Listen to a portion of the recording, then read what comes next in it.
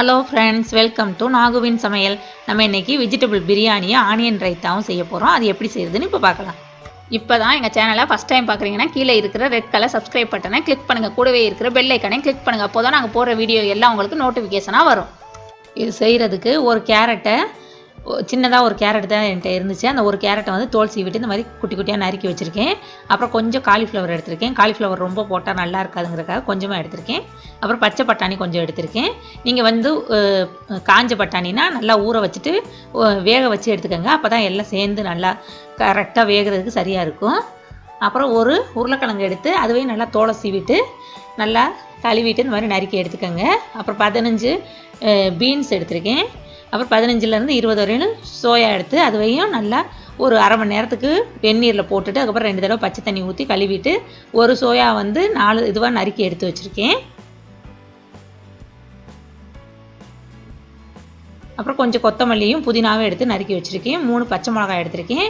சின்ன தக்காளியாக ஒரு தக்காளி எடுத்திருக்கேன். பெரிய தக்காளியாக இருந்தால் பாதி எடுத்துக்கோங்க போதும். 2 பெரிய வெங்காயமாக 2 வெங்காயம் எடுத்து அதுவே இந்த மாதிரி நீளமாக நறுக்கி எடுத்துக்கோங்க. அப்புறம் 2.5 டம்ளர் அரிசி எடுத்திருக்கேன். பாஸ்மதி அரிசி தான் இது. நான் பாஸ்மதி அரிசி தான் எடுத்திருக்கேன். இது வந்து கிட்டத்தட்ட 1/2 கிலோ கிட்ட இருக்குது. அதையும் 2 தடவை கழுவிட்டு நல்லா அரை மணி நேரம் ஊற வச்சு எடுத்துக்கோங்க. 2 பட்டை எடுத்திருக்கேன். 3 இலை எடுத்திருக்கேன். 3 ஏலக்காய், 3 கிராம்பு, ஒரு 1/2 டீஸ்பூன் அளவுக்கு சோம்பு எடுத்திருக்கேன். உங்கள்கிட்ட கடல் பாசியும் அன்னாசி பூவும் இருந்துச்சுன்னா அதை எடுத்துக்கோங்க. என்கிட்ட இல்லாததுனால தான் நான் இன்றைக்கி போடலை. இப்போ ஒரு குக்கர் வச்சுருக்கேன். வச்சுட்டு அதில் ஃபஸ்ட்டு கொஞ்சம் நெய் சேர்த்துக்கலாம். நெய் சேர்த்தா தான் பிரியாணி நல்லாயிருக்கும். அதனால் 1 டேபிள் ஸ்பூன் அளவுக்கு நெய் ஊற்றிருக்கேன். அதோட ஒரு 2 டேபிள் ஸ்பூன் அளவுக்கு எண்ணெயும் ஊற்றிக்கோங்க. எண்ணெய் ஊற்றிட்டு எண்ணெய் காஞ்சதுக்கப்புறம் நம்ம எடுத்து வச்சுருந்த அந்த பட்டை இலை எல்லாத்தையும் சேர்த்தாச்சு. அது நல்லா பொரிஞ்சதுக்கப்புறம் ஃபஸ்ட்டு பச்சை மிளகாய் போட்டுக்கலாம். பச்சை மிளகாய் போட்டு அது லேசாக வெடித்ததுக்கப்புறம் நம்ம வந்து வெங்காயத்தை சேர்த்து வெங்காயம் நல்லா வதங்கணும். அதுக்கு தேவையான அளவு உப்பை வந்து பிரியாணிக்கு தேவையான அளவு உப்பை இப்போயே நான் போட்டுடுறேன். போட்டுட்டு இதை வந்து நல்லா வதக்கி எடுத்துக்கணும். இப்போ பாருங்கள், வெங்காயம் நல்லா வதங்கிருச்சு. இப்போ வந்து அதில் 2 டேபிள் ஸ்பூன் அளவுக்கு நான் வந்து இஞ்சி பூண்டு பேஸ்ட்டு போடுறேன். அந்த இஞ்சி பூண்டு பேஸ்ட்டும் அந்த பச்சை வாசம் போகிறது வரையிலும் நல்லா வதங்கணும்.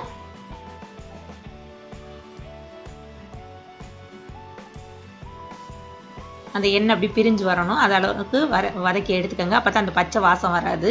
இப்போ பாருங்கள், எண்ணெயெல்லாம் பிரிஞ்சு வந்துருச்சு. இனிமேல் நம்ம வந்து இதுவை சேர்த்துக்கலாம். பீன்ஸை வந்து ஃபஸ்ட்டு நான் சேர்க்குறேன். ஏன்னா பீன்ஸ் கொஞ்சம் வேகிறதுக்கு லேட் ஆகுன்றதுனால ஒவ்வொரு காயும் போட்டுட்டு ஒரு 2 நிமிஷம் அப்படி வேக விட்டுக்கோங்க, கிண்டி விட்டுட்டு. அதுக்கப்புறம் ஒவ்வொரு காயாக சேர்த்தோம்னா நல்லா எல்லா காயும் ஒரே மாதிரி வெந்துடும். அடுத்ததாக கேரட் சேர்த்துக்கலாம். கேரட்டையும் போட்டு 2 கிண்டி விட்டுக்கோங்க.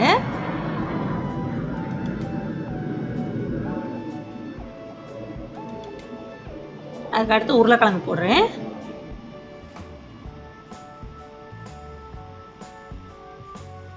அடுத்து சோயா,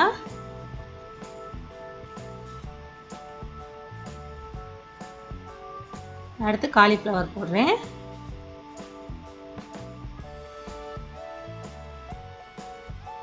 கடைசியில் பட்டாணியும் போட்டுடலாம். போட்டது நல்லா கிண்டி விட்டுக்கோங்க.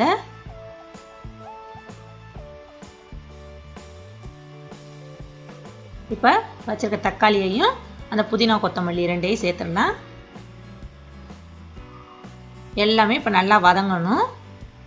எல்லாத்தையும் கிண்டி விட்டுட்டு நல்லா அதோடு சேர்த்து வதங்கட்டும். ஒரு 5 நிமிஷம் ஆகும். இப்போ பாருங்கள், எல்லாமே நல்லா வதங்கிருச்சு. இந்த அளவுக்கு வதங்கணும். அப்போ தான் நல்லாயிருக்கும், பிரியாணி டேஸ்ட்டாக இருக்கும். இப்போ நான் வந்து ஒரு டேபிள் ஸ்பூன் அளவுக்கு தனி மிளகா பொடி போடுறேன். அவங்க காரத்துக்கு தகுந்த மாதிரி போட்டுக்கோங்க. ஏன்னா ஃபஸ்ட்டே நம்ம மிளகா வேறு சேர்த்துருக்கோம். அதனால் பார்த்துட்டு 1/2 டேபிள் ஸ்பூனா இல்லை 1 டேபிள் ஸ்பூனான்னு அவங்க காரத்துக்கு தகுந்த மாதிரி சேர்த்துக்கோங்க. அதையும் போட்டுட்டு அந்த பச்சை வாசம் போகிறது வரையிலும் மிளகா பொடியும் கிண்டி விட்டுக்கோங்க. காயெல்லாம் ஒவ்வொரு காயாக தனித்தனியாக கொடுத்தா ஒவ்வொரு குழந்தைங்க சாப்பிட மாட்டாங்க. இந்த மாதிரி செஞ்சு கொடுத்தோம்னாக்க எல்லா காயும் சேர்த்து பிரியாணினாக்க ரொம்ப இன்ட்ரெஸ்ட்டாக சாப்பிட்ருவாங்க. இப்போ 1 டேபிள் ஸ்பூன் அளவுக்கு தயிர் போடுறேன், கெட்டியான தயிர்.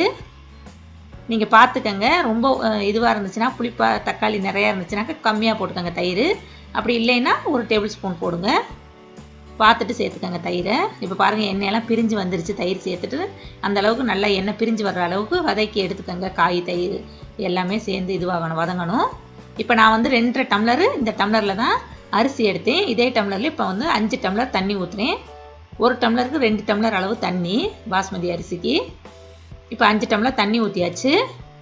ஊற்றிட்டு நல்லா கிண்டி விட்டுக்கோங்க. இப்போ அந்த தண்ணி வந்து நல்லா கொதி வரணும். கொதிச்ச உடனே தான் நம்ம வந்து அரிசியை போடணும். இப்போ பாருங்கள் நல்லா தண்ணி கொதிக்குது.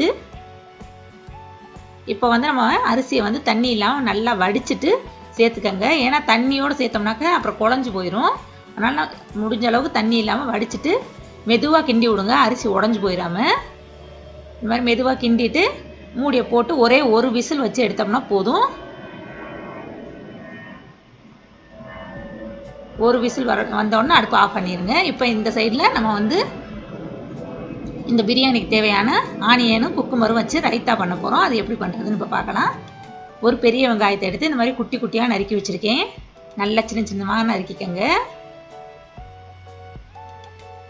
அதே மாதிரி ஒரு இது குக்கும்பர் எடுத்து அதுவே நல்லா கழுவிட்டு நறுக்கங்க சின்ன சின்னதாக. அப்புறம் கொஞ்சம் உப்பு போடுறேன் அதில். அப்புறம் கொஞ்சம் ஜீரக பவுட்ரு போடுறேன். லேசாக போட்டால் போதும். ஒரு 1/4 டீஸ்பூன் கிட்ட போடுங்க. அப்புறம் தயிர் தேவையான அளவு தயிர் போட்டுக்கோங்க. நல்லா கெட்டி தயிராக இருக்குது. அதனால் ஃபஸ்ட்டு தயிரை போட்டு அந்த இதோடு நல்லா சேர்த்து கலக்கிக்கணும். கலக்கிட்டு இது வந்து கெட்டியாக இருக்கிறதுனால நான் கொஞ்சம் தண்ணி ஊற்றுறேன். நீங்கள் தண்ணியான தயிர்னால் தண்ணி ஊற்ற தேவையில்லை.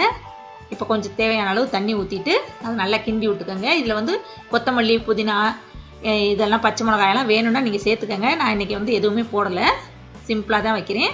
இப்போ எங்கிட்ட ஒரு விசில் வந்துருச்சு. இப்போ நம்ம சோறையும் திறந்து பார்க்கலாம்.